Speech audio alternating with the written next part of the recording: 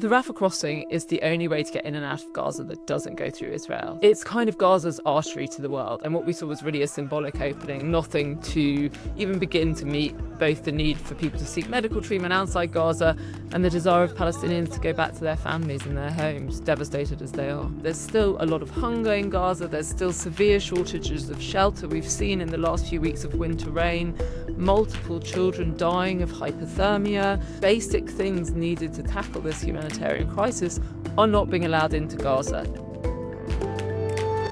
Well, I'm joined by Emma Graham-Harrison. Thanks for being with us, dialing in from Jerusalem. So, Emma, yesterday, this week, the Rafah crossing, the crossing from Egypt into the Gaza Strip, reopened for the first time in 2 years. There was supposed to be a transfer of 150 patients needing urgent medical care from the Strip to Egypt, and 50 Palestinians were supposed to be able to return home to the Gaza Strip. But what actually happened?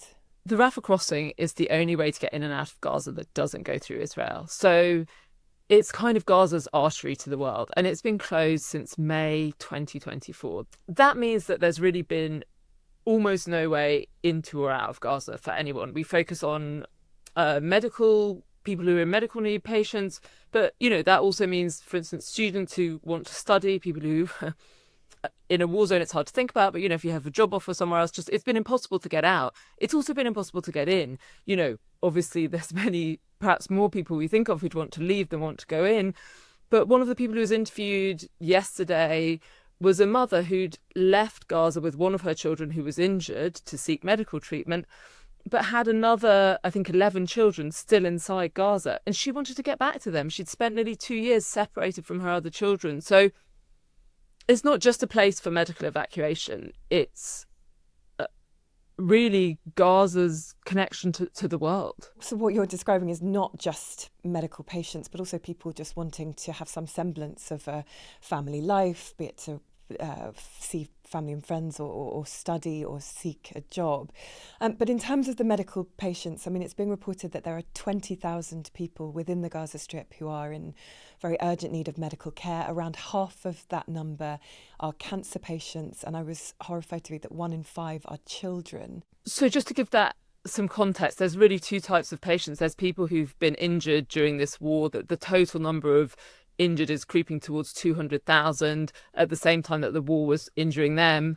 Israeli attacks were devastating the hospitals, so it's almost impossible to get healthcare. And then there's people who have the type of illnesses that we see everywhere in the world: cancer, diabetes, people who need liver transplants. And that type of medicine's also impossible in Gaza. And so many of these are really urgent cases. For instance, there was a woman on that list who needed a liver transplant, had a donor lined up, wasn't allowed out in time and died last week while she was waiting for her evacuation.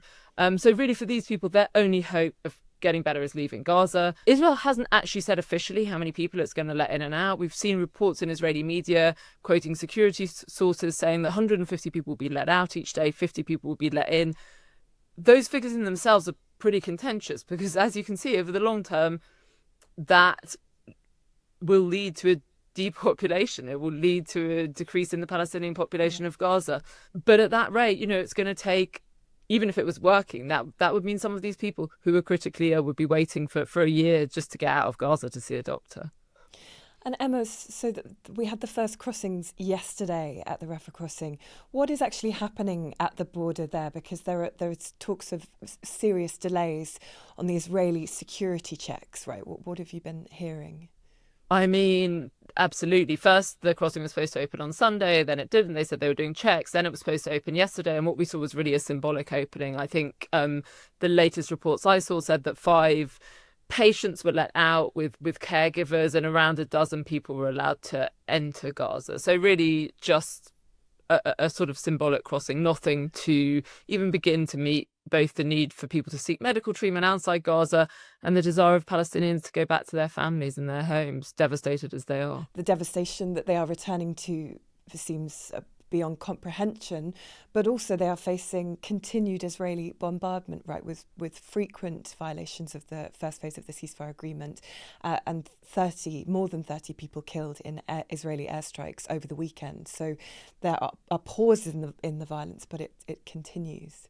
Yeah, I mean, I think many people would say that ceasefire at this point is a really questionable term, that the total number of people killed since sort of Trump's peace plan for Gaza was agreed in October is now past 500. And, most parts of the world, if you had, I think last time I checked, it was 520, you have 520 people killed in the space of sort of 4 months, less than 4 months. That would be considered an active conflict. That's a really high rate of death. Yeah. So yeah, I think it's really questionable.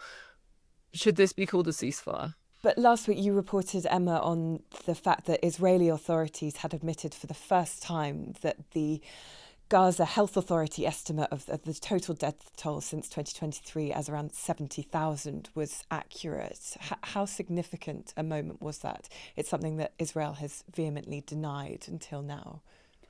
Yeah, so it's pretty shocking, actually, because for over 2 years now, you've seen Israeli officials either outright rejecting the toll compiled by health authorities in Gaza, or sort of casting aspersions on it, talking about it as the Hamas toll, as if it's compiled by sort of the militant group themselves rather than health bureaucrats who have a very strong track record of producing accurate data over multiple conflicts.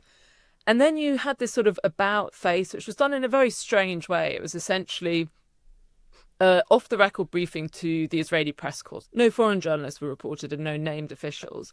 But it was an official shift in stance. And most of the Israeli media who were there didn't even report it, which is, for me, was in some ways as shocking as the news itself, because we've reported ourselves. The military has known for a long time that figure is fundamentally broadly reliable. Yeah, it's striking that change would not be more widely reported in Israeli media, Emma. But also, as you say, I mean, with clear repeated violations from the Israelis of the terms of phase 1 of the ceasefire agreement, that seems worrying, doesn't it, as we're moving into phase 2 of the agreement, which is substantially more complex.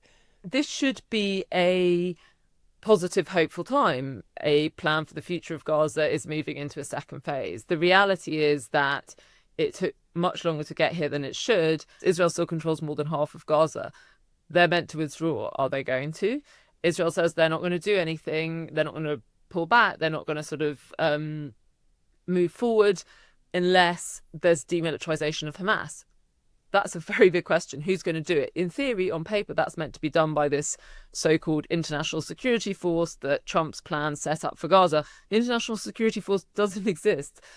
No one's yet firmly committed troops, and the countries have said that they might commit troops, have said very clearly they don't want to be involved in trying to demilitarize Hamas, because that would essentially mean, as things stand, without an agreement to demilitarize Hamas, fighting Hamas. And there's so far no takers to sort of do that. People in Israel and in the US saying that reconstruction can only start in Israeli controlled bits of Gaza. What does that mean about how long Israel plans to stay there? What does that mean for Palestinians in Gaza who overwhelmingly live in the part of Gaza, the minority of Gaza that's not controlled by Israel? And there's an absolutely desperate need for reconstruction. We talked earlier about whether this is a ceasefire in terms of attacks stopping. There's also a question of whether it's a significant ceasefire in terms of aid getting in. There's still a lot of hunger in Gaza. There's still severe shortages of shelter. We've seen in the last few weeks of winter rain, multiple children dying of hypothermia. And, there had at some point been hopes that the opening of the Rafah crossing was going to help with that. If you look at what's happening, it's really more a symbolic reconnection, not a meaningful one. And, there's a Palestinian analyst, Mohammed Shahada, born in Gaza, who said this moment has been robbed by the insane amount of Israeli restrictions, loopholes and caveats that's rendered Rafah's reopening symbolic at most, if not a sham. Anyone crossing into Gaza will get stuck and caged, and anyone crossing out will get banished and exiled. Goodness. What a powerful quote. Thank you, Emma, for your reporting. Thank you.